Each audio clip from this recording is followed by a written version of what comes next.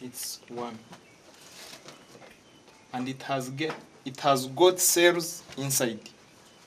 So a panel is a combination of many cells or more than one cells. So, and when there are many, or if it's more than one, we call it an array. The purpose of panels or an array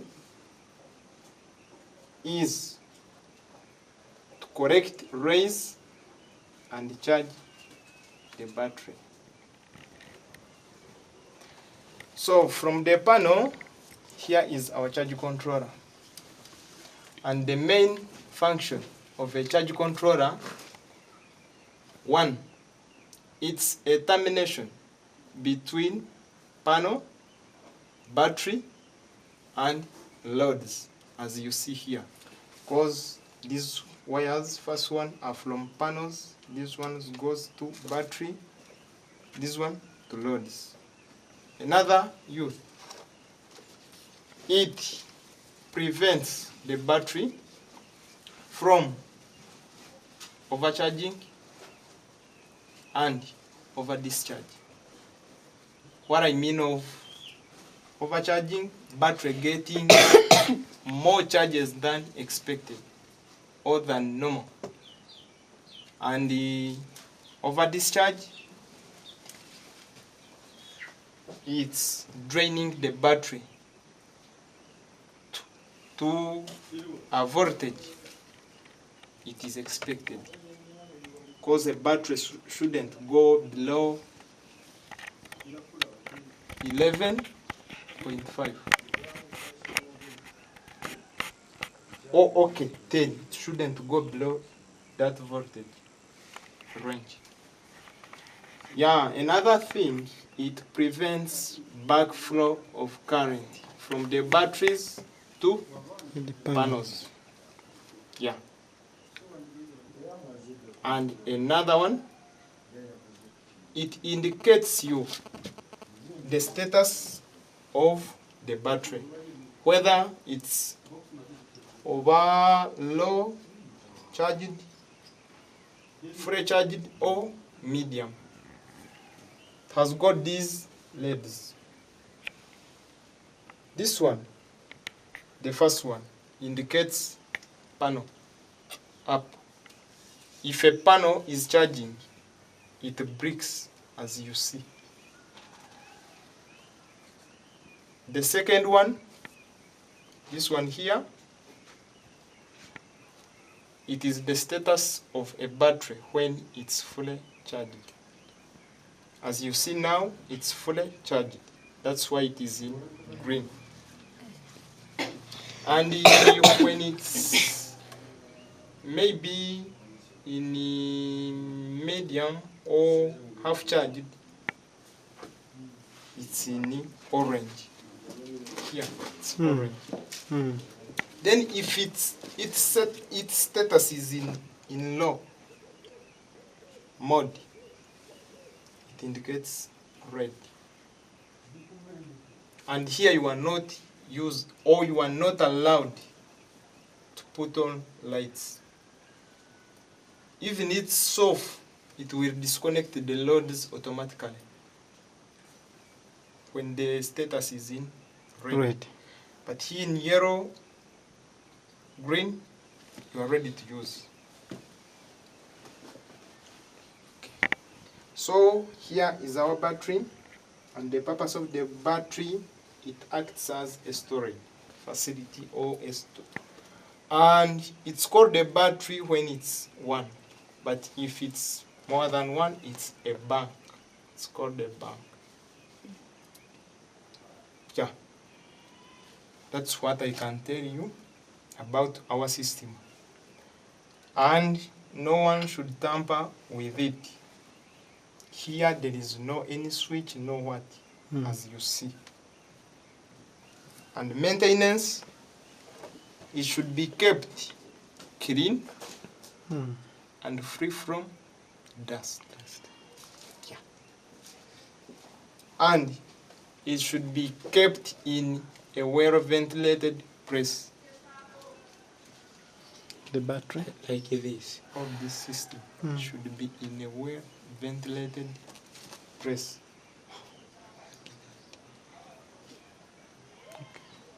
Yeah. If it's dirty or you see some dust on it, you can get a cloth, you put in some water, then you drain it. After draining it, you can clean. No problem, no shock, no what. But water shouldn't get in touch with the battery terminals. Yeah. That's it. Questions? Or addition?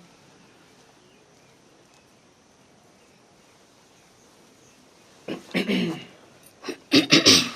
welcome. Does it have the main switch of that? For it, it is automatically. It has no like.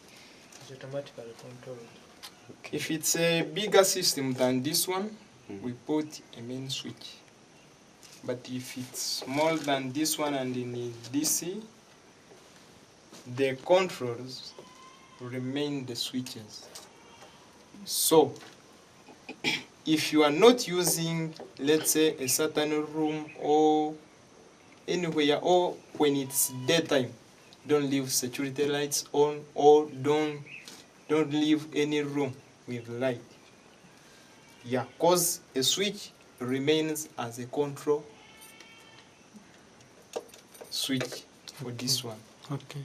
Yeah. From the moment you put on a switch, then the load will be picking energy or power from The battery.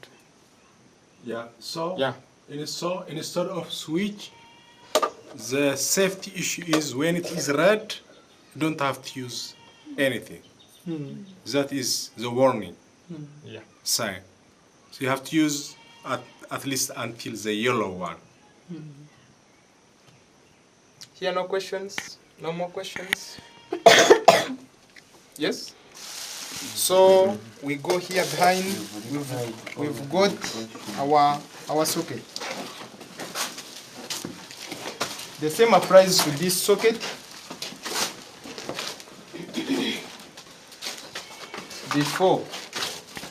Before usage, because it has been installed now, but before usage, you should at least put a support here. It may be metal or wooden to support this charger from getting off the socket, because it's not very firm, it's not a metallic thing, as you know. Yeah, and another thing, you shouldn't overload these chargers, because there is power rated for this charger. If you put 10 phones, as you see here, this thing there is a fuse inside here, it may break, because it has got a rating on which it should operate. Yeah. Okay. And you should only use it when the panel is getting charge.